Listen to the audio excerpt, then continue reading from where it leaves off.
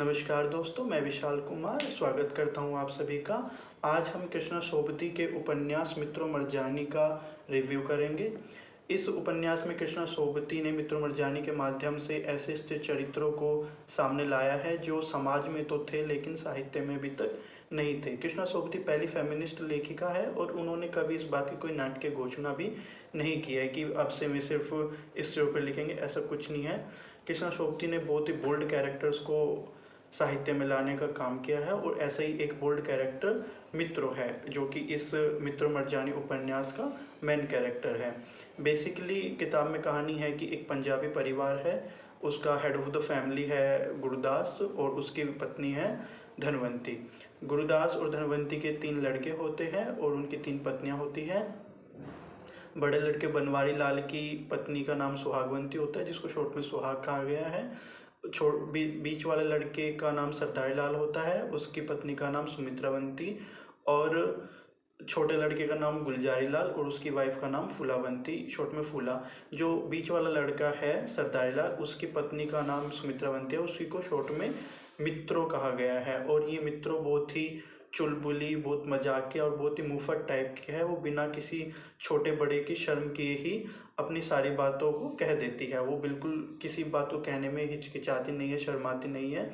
वो अपनी सभी इच्छाओं को बहुत खुल के प्रकट करती है और इसी वजह से सब लोग परेशान है कि ये इतनी मुफट है, इतनी मजाकिया है और बाहर के लोग भी उस पर तंज कस जाते हैं। इस वजह से घर की जो छवि है वो बहुत धूमिल होती जा रही है।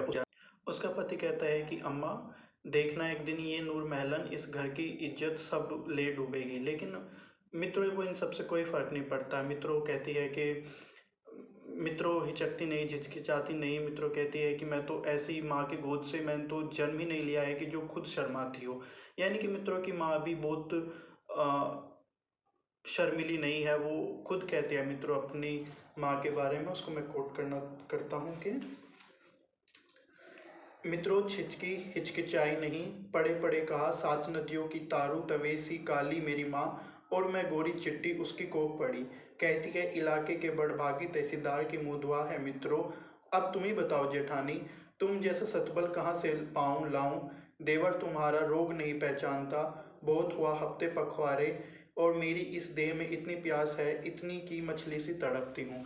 मित्रों बेसिकली अपने सेक्स डिज़ायर को शुरू से लेके आखिरी तक इस उपन्यास में वही बात करती है, अपनी इच्छाओं को लेके बात करती है। लेकिन उसके बाद भी कहानी में कोई ऐसा तंज नहीं आता है कि मित्रों बहुत ही ज़्यादा कि बहुत गलत कैरेक्टर है, ऐसा नहीं है। मित्रों बहुत ही सिंपल, सादा और बिल्कुल समाज के स्वाभाविक सी कैरेक्टर है। जैसा कि पुरुषों की अगर इच्छाएं होती है तो महिलाओं की भी इच्छा होती है। इसी बात को दिखाने का काम कृष्णा सोबती ने इस उपन्यास में किया है। लेकिन जब वो इतनी मजाकिया हरकतें करते हैं, इतनी मजाकिया बात करती है, तो पास पड़ोस के लोग भी मित्रों पर तंज कसने लगते हैं। तो एक दिन घर वाले परेशान होकर एक पंचायत बिठाते हैं और कहते हैं कि बताओ मित्रों सुमित्रावंती, तुम्हारे बारे में जो सब बातें हो रही है क्या वे सच है। तो मित्रों कहती है कि झूठ भी है सच भी है। तो घर वाले पूछते हैं कि झूठ कैसे है और सच कैसे है। तो मित्रों कहती है कि सच तो यूं कि दिन दुनिया बिसरा में मनुख की जात से हंस खेल लेती हूँ। झूठ यूं कि खसम का दिया राजपाट छोड़ मैं कोठे पर तो जा नहीं बैठी। यानी कि मित्रों कहती है कि मैं मनुष्य जात के साथ थोड़ा हंस बोल लेती हूँ, इतना तो ये सच है। लेकिन झूठ ही है कि मैंने अपने घर बार को छोड़ के कहीं किसी कोठे पे तो नहीं बैठी हूँ, सिर्फ बातें और की है, हंसी मजाक किया है। और इसी तरीके से बहुत सारे संवादों से ये पूरी कहानी चलती रहती है। और एंड में जब मित्रों अपने घर चली जाती है वापस, उसको भिजवा दिया जाता है। उसका जेठ उसकी सास को सलाह देता है कि आप मित्रों को कहिए कि वो कुछ दिनों के लिए अपने घर यानी कि अपने मायके चली जाए, ताकि हमारे घर में थोड़ी शांति हो, हमारे घर पे जो बाहर वाले लोगों की नज़र टिकी हुई है वो थोड़ी देर के लिए हट जाए। तो मित्रों अपने घर चली जाती है, अपने मायके चली जाती है। तो वहाँ पे उसकी माँ उसकी हेल्प करती है उसके डिज़ायर्स को पूरा कराने के लिए, और वो किसी के पास उसको भेजती है कि तुम उस फला इंसान के पास चली जाओ, तुम्हारी डिज़ायर्स पूरी हो जाएगी। बट मित्र चली भी जाती है, जानी वाली होती है कि बीच में उसकी माँ को होता है कि मैं अपनी लड़की को कहाँ भेज रही हूँ, ये गलत है। तो मित्रों को आवाज़ देती है और मित्रों जाते जाते रुक जाती है, वापस आ जाती है और आके अपने पति पर वारी जाऊं, ऐसा भाव अंत में आता है।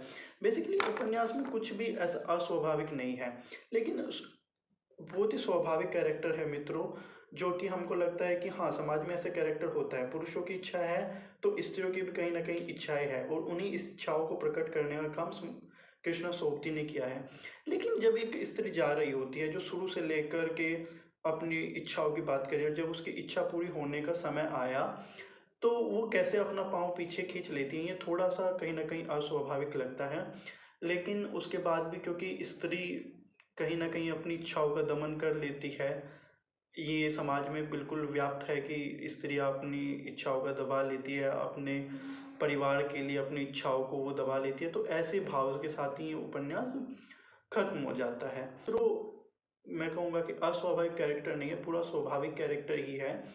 कहीं न कहीं त्याग करना स्त्री का व्यवहार जैसा ही है, तो वो व्यवहार में दिखता है। तो उसी को लेकर के है कि मित्रों बहुत ही खुशहाल कैरेक्टर है, बहुत ही बिल्कुल कुछ भी अस्वाभाविक नहीं है, पारिवारिक घटना है उपन्यास में और बहुत ही अच्छा है।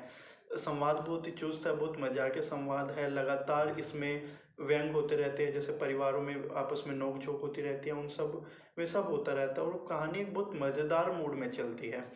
लेकिन हाँ, स्त्री चेतना के प्रति उपन्यास काफ़ी सजग है, स्त्री इच्छाओं को प्रकट करने का काम करता है। तो कुल मिला के सब यही है कि किताब बिल्कुल बहुत मस्त है, बहुत अच्छी किताब है और बहुत इंजॉयबल है। हम इस किताब को इंजॉय भी कर सकते हैं, ऐसी किताब है। और मेरा सजेशन है कि आप इस किताब को पढ़िए, आपको बहुत मज़ा आएगा। और तब तक के लिए धन्यवाद, मिलते हैं अगले वीडियो में। Thank you.